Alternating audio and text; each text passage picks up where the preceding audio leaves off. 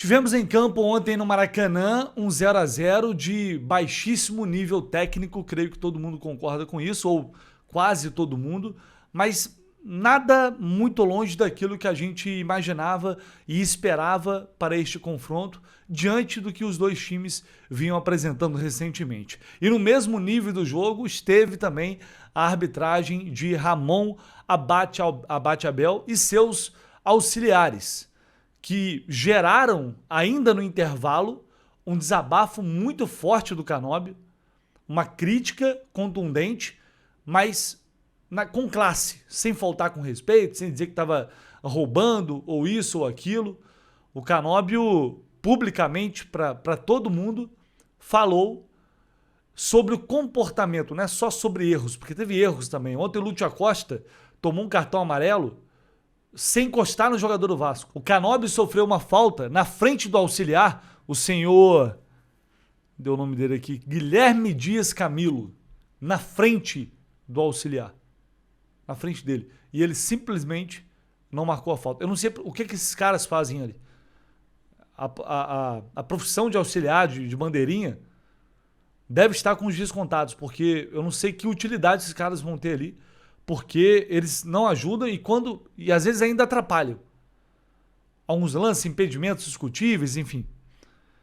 Para além dos erros técnicos, um comportamento extremamente agressivo que o Canóbio desabafou e falou no intervalo isso daí. Agora, depois a gente tem 1h30 de palestra para o treino dele, que tudo isso, e depois o que acontece? Se ele não sai a favor, fala mal, te olha mal, e depois ele quer respeito, pô, é uma coisa de respeito mútuo. Eu sei que sou muito temperamental, mas uma coisa é faltar de respeito, porque não tem respeito do outro lado também não. Se ele conseguir falar bem, lógico que a gente está muitas revoluções, mas tem que falar com respeito. E o cara tipo, te olha assim como falando, me respeita, ou te pede respeito. Ele não te olha na cara para falar, ele te ignora. Eu sei que a gente não tem que falar sempre, mas quando você fala bem, ele não te olha. Te olha tipo um maluco. Não é assim, está do lado do Bandeira. O Bandeira vê que toca a bola ao contrário. E não acontece nada. Depois, quem fica suspenso? O ano passado contra a Red Bull, eu não toquei o cara, amarelo, suspenso. Mas continuar, 45 mais. E ele está coberto de razão, tem toda a razão. O cara olha para os jogadores como se fosse um maluco. Até na hora de tirar o cara coroa para definir quem começa com a bola e quem escolhe o lado do campo, quando o Fábio estava ali escolhendo, ainda indeciso, o cara tá olhando para ele como se fosse, trucidar o cara. Um negócio, uma tentativa de intimidação o tempo inteiro, que tem uns montes aqui no futebol brasileiro, tem uns montes. Qualidade mesmo é baixa. Árbitro de Copa do Mundo, está entre os principais da CBF, mas é um árbitro que estou longe de gostar, um árbitro que constantemente se envolve em polêmicas. Enfim, essa arbitragem do futebol brasileiro, é claro que muitas vezes os jogadores não ajudam, isso é bem verdade. Eu acho que também não tem muito que discutir sobre isso. Os caras às vezes tumultuam o tempo todo, mas é bem desagradável você perceber uma postura de tanta arrogância assim. E no jogo da volta vai ser o Wilton Pereira Sampaio, que com seus problemas e defeitos como qualquer árbitro, eu acho bem melhor e é o árbitro talvez hoje, não sei se o ideal, mas enfim, é um árbitro com tamanho para levar esse confronto, esse segundo jogo, que vai definir a vaga nas quartas de final. E quem quiser levar essa vaga vai ter que fazer um pouco mais. No caso do Fluminense vai ter que fazer gol, o que anda bastante complicado. Mas ontem, vale a gente destacar, eu falei isso, quem não assistiu o vídeo da análise do jogo de ontem, saiu um pouco mais tarde no jogo também, enfim, a gente sai do Maracanã, acaba sendo mais tarde, tá no ar aqui, dá um confere lá depois, até para não ser repetitivo aqui, mas foi uma atuação, creio que surpreendente. Acho que a gente pode classificar assim, sem exagero, surpreendente do Ignacio, e também do Igor Rabelo, principalmente o cara que está há muito tempo sem jogar. O Ignacio tem muito mais minutos em campo e jogou muito ontem, principalmente o Ignacio. Houve falhas? Houve, é claro. E também não é pra gente achar que está tudo resolvido, está tudo tranquilo agora para o jogo da volta. Não está. Mesmo com o James voltando, isso para mim não diz nada. Eu falei isso no meu pré-jogo e continuo tendo a opinião dos zagueiros que mais atuaram até aqui. Em 2026, para mim, ele é o mais fraco e ainda está voltando de lesão. acredito que o Zubeldia vai manter o Igor Rabelo para o próximo jogo. Se eles conseguirem repetir essa atuação, a atuação que eles tiveram hoje, a gente vai estar mais perto da vitória.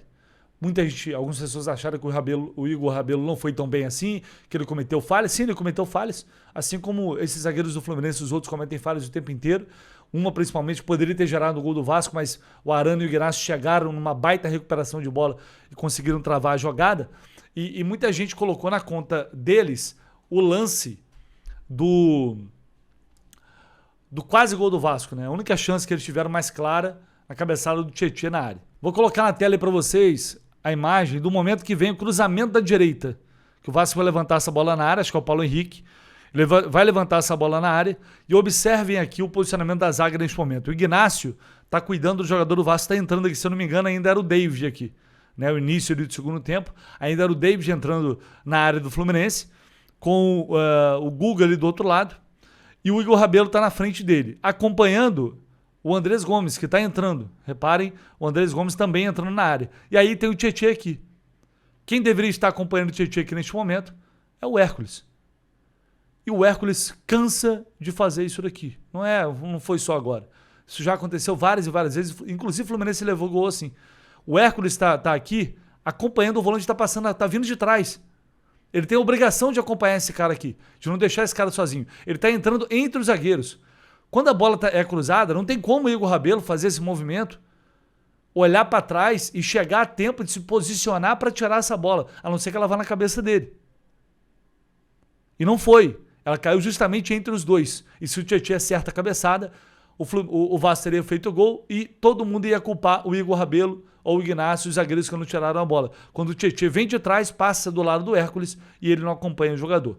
Então, essa é uma leitura importante de um lance. Tem muita gente que fala, mas o Igor Rabelo entregou uma bola e o gol ia sair nas costas dele. Mas é importante a gente observar a dinâmica de como as coisas acontecem para a gente acabar não se equivocando e colocando uma responsabilidade só em um jogador e às vezes não é exatamente a função dele ali naquele momento. Por falar em zagueiro, o Zubeldia, na entrevista coletiva, foi questionado sobre isso, inclusive pela nossa reportagem, pelo Cauã Tinoco. Ele fez uma pergunta sobre a base, se não tinha nenhum jogador da base que poderia ir para o banco de reservas ontem, já que ele preferiu levar nenhum. 2 zagueiros foram relacionados, somente os 2 que jogaram. Não tinha nenhum moleque que foi puxado da base para pelo menos fingir, estava ali no banco. Ele disse e falou sobre a saída do Davi Schunit, que até então ninguém tinha falado no Fluminense sobre isso. Porque dirigente no Fluminense não dá entrevista. É uma situação muito confortável. Tem diretor disso, diretor geral, Mário Bittencourt, tem diretor executivo, tem presidente, tem gerente, mas ninguém dá entrevista. Ninguém fala com a imprensa, ninguém fala para o torcedor, ninguém dá satisfação de nada. E aí o Zubeldia falou isso daí sobre a saída do Davi. Hoy pronto no. Estaba David, como saben, lo expliqué hoy al comienzo. David, nosotros tenemos 6 zagueros, ¿no?, centrales. David había quedado en una posición similar a la de Igor. Entonces ahí es un momento puntual del juvenil. Todo el año pasado sucedió eso, que David era una opción entre quinto, sexto, séptimo zaguero. Y con la llegada de Thiago y la llegada de Milán por una cuestión de perfil, la de Milán hace un tiempo atrás y la de Thiago aquí, y la no venta de que se hablaba, se especulaba de que Ignacio podía salir con una venta o Freite podía salir con una venta. Entonces, al quedarnos con 7 centrales, zagueros, ahí ya sentido común, empatía de hay que tomar una decisión, y ahí sí se escucha al jugador. El jugador juvenil puede quedarse, esperar la oportunidad, como ha acontecido o como sucedió con otros chicos del club que hoy están jugando en primera, o hacer experiencia fuera y volver. Entonces se tomó la decisión, sobre todo él, de tener una experiencia fuera, en el caso de David, y nos pareció lógico. Entonces ninguno podía pensar que podíamos tener 4 centrales afuera Entonces ahora lo tenemos que solucionar de una u otra manera. Por lo pronto anduvieron bien hoy. Si me decís, ¿hay algún juvenil para subir inmediatamente? Hoy no hay jugadores, pero no para tirarle el peso de un partido, de una definición de titular o algo por el estilo. Evaluaremos si puede darnos una mano, pero creo que para el próximo partido Sayemes va a estar a disposición, lo cual já nos dá uma opção mais, não? Aí na saga central. Bom, é claro que realmente é um fato muito atípico. Ninguém espera, pô, 4 zagueiros se lesionando em 3 jogos. Você perder tantos jogadores no mesmo setor. É verdade, ninguém espera. Mas a questão não é essa. Não, vou manter o Davi aqui porque pode ser que 5 jogadores se lesionem de uma vez só. Não é isso. É a forma como o Zubeldia trabalha com a base. É a forma como ele enxerga os jogadores da base. Ele não gosta, ele não tem paciência e ele não tá nem aí. Aí é claro que surgiu uma oportunidade para o garoto ser doado e convidado e ser enxotado do clube. Porque ele sabe que não vai jogar e não tem nenhuma pretensão disso. O moleque tá ficando mais velho, tá passando o tempo, ele precisa buscar alguma coisa para a carreira dele. E isso vai chegando para os outros. É claro, evidente. Aí fala, não, a gente entendeu, tem que liberar. É óbvio que vai liberar. E aí porque vão contratar um monte de jogador mediano, como tem aí, caro e mediano. Enche o time desses jogadores, os moleques batem no profissional e tem que sair. E vai ter que sair de graça mesmo, porque não jogam. Vão pagar pelo quê? Pelo que fizeram na base? Então não tem nada a ver com, não podíamos prever esse cenário. Ninguém poderia prever. Agora não ter já tinha 2, que o presidente falou que ia fazer parte do elenco para 2026. Tinham 2, e os 2 foram embora. E agora não tem ninguém. E é claro que não tem ninguém sendo observado do Sub-20, Sub-17, porque eles não estão nem aí. A realidade é essa. Os 2 estavam no grupo principal porque não tinha mais idade para estar no Sub-20 e não tinha mais para onde ir.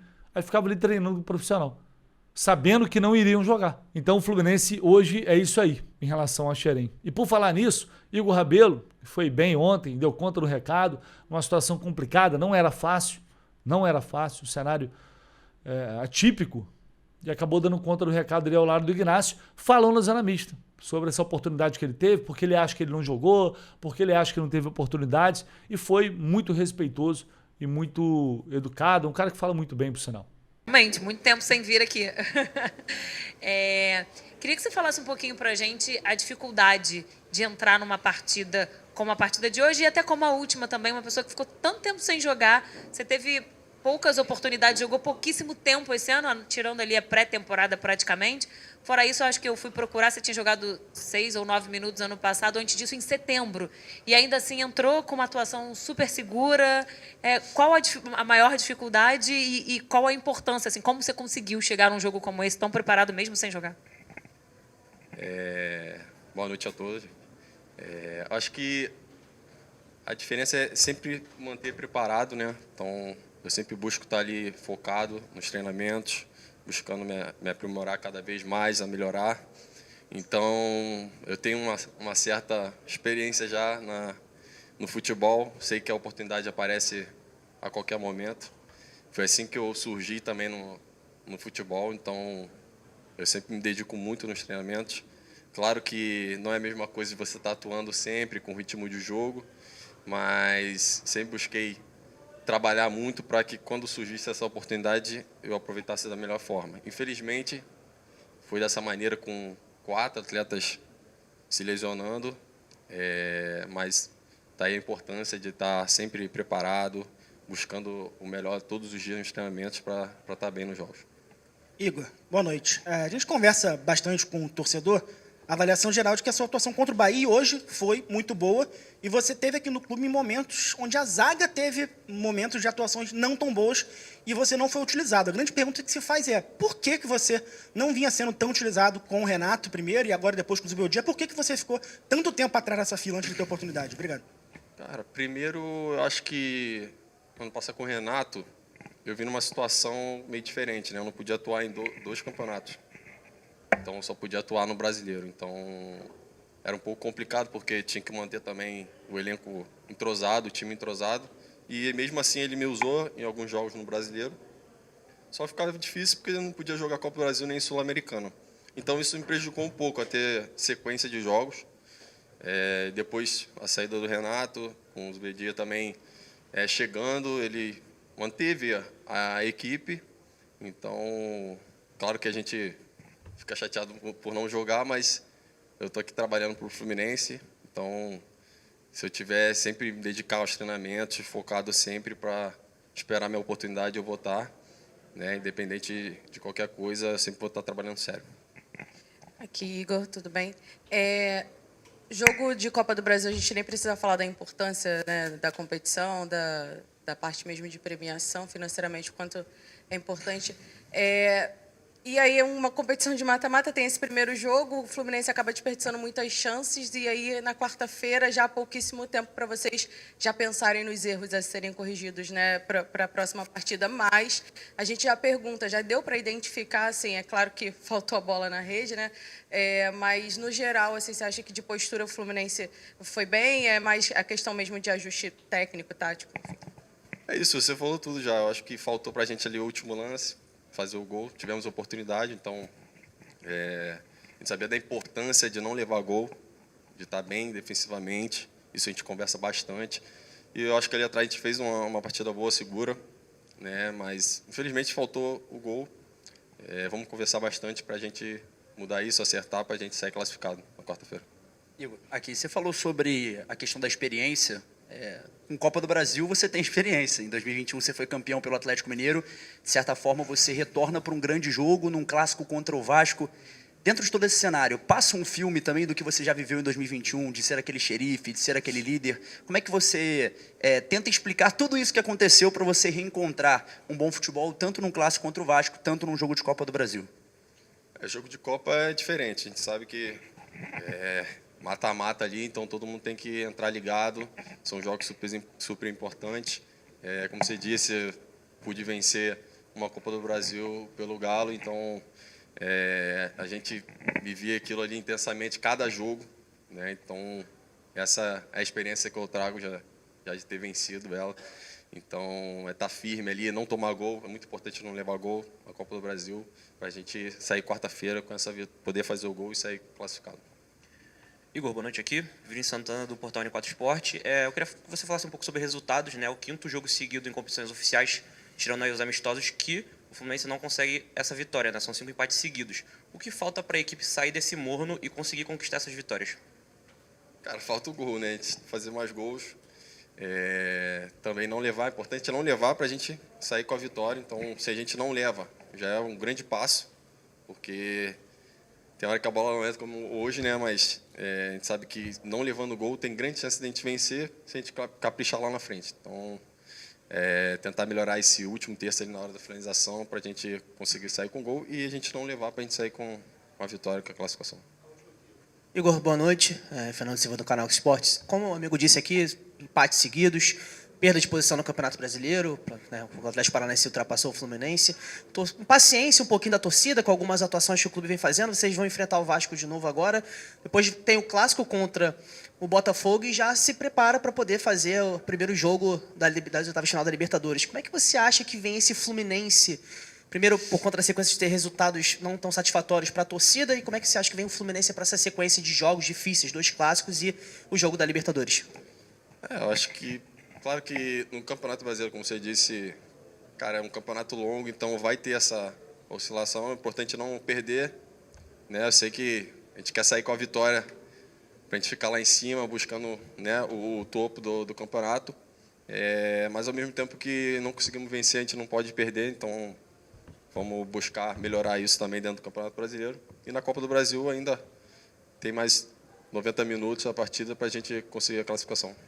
É isso, tá aí Igor Rabelo, que provavelmente, acredito, e acho que tem que ser mesmo titular no meio de semana para a gente ir com tudo e definir essa vaga nas quartas de final da Copa do Brasil. Já ficando por aqui, e ao longo deste domingão a gente volta com mais informações, mais notícias e mais repercussão desse clássico aqui no canal do Lessa. Tamo junto, só não esquece o like não, galera. Like, se inscreve no canal, tá? Valeu!